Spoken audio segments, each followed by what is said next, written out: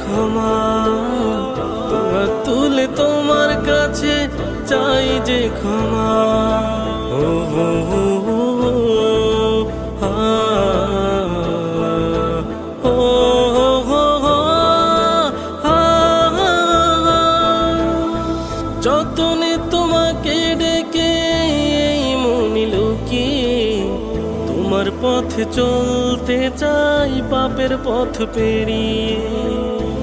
ও যতনে তোমাকে ডেকে এই মনে লুকিয়ে তোমার পথে চলতে চাই পাপের পথ পেরিয়ে।